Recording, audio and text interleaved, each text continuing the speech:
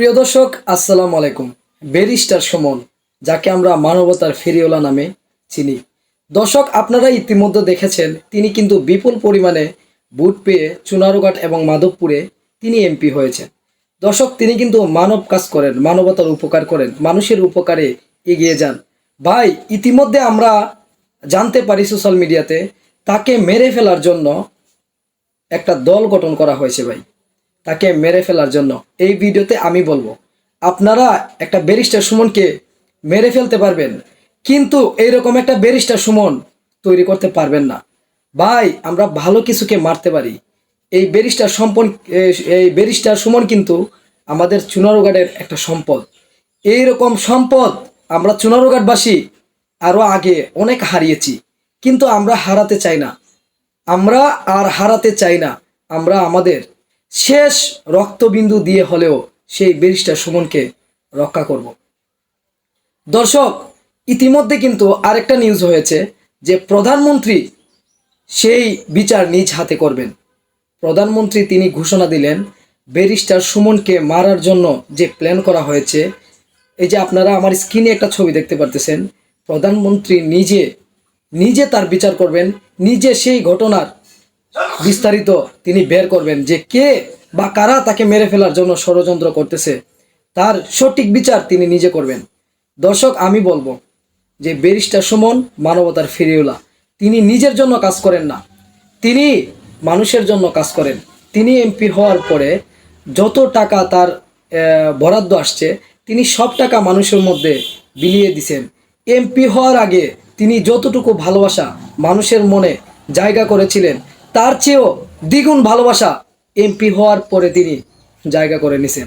ভাই, আমরা অনেক এমপি দেখেছি যারা নির্বাচিত হওয়ার পরে জনগণের ধারে কাছেও যায় না। তারা শুধু নির্বাচন আসলেই জনগণের খোঁজখবর নেয়, কিন্তু ব্যারিস্টার সুমন এমপি হয়ে কখনো ঘরে বসেন নাই। তিনি মানুষের কাছে কাছে গিয়ে মানুষের দুঃখ কষ্ট শুনেন, মানুষের দুঃখ কষ্ট বোঝানোর চেষ্টা করেন। চা শ্রমিক থেকে শুরু করে দিনমজুরি থেকে শুরু করে সবার কাছে গিয়ে বসে আপন মনে তিনি তার জীবনের গল্প শুনেন এবং তার কষ্ট তিনি যতটুকু পারেন দূর করার চেষ্টা করেন। ভাই, একটা ভালো মানুষকে আমরা মেরে ফেলতে পারবো, একটা সম্পদকে আমরা মেরে ফেলতে পারবো, কিন্তু কখনই একটা সম্পদকে আমরা তৈরি করতে পারবো না। আমার মনে হয় ব্যারিস্টার সুমন অনেক মানুষের রিজিক কেড়ে নিয়েছে। হ্যাঁ, তাকে সাবধান হতে হবে, তাকে সচেতন হতে হবে, তাকে কিন্তু খুবই সতর্কভাবে চলাফেরা করতে হবে।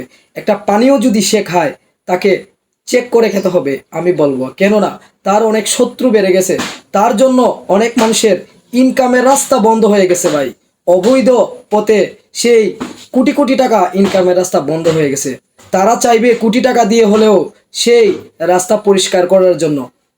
ভাই, তিনি যদি আর 5 বছর এমপি হন, তাহলে কিন্তু আমি মনে করি, আমার মাথায় আসে, অনেক মানুষের ইনকাম বন্ধ হয়ে যাবে।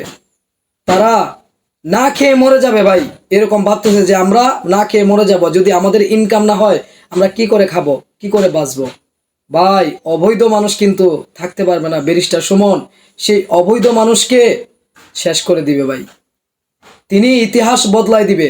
হ্যাঁ, আমরা ইতিমধ্যে দেখেছি তিনি ইতিহাস বদলানোর জন্য জীবন দিয়ে চেষ্টা করতেছেন।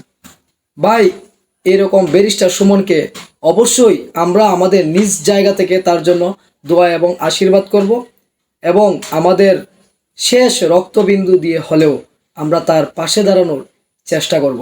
যদি ভিডিওটা ভালো লাগে একটা শেয়ার করে দিবেন, এবং ব্যারিস্টার সুমনের আরও আপডেট নিউজ পেতে আমার চ্যানেলটি সাবস্ক্রাইব করে আমার পাশে থাকবেন। ধন্যবাদ।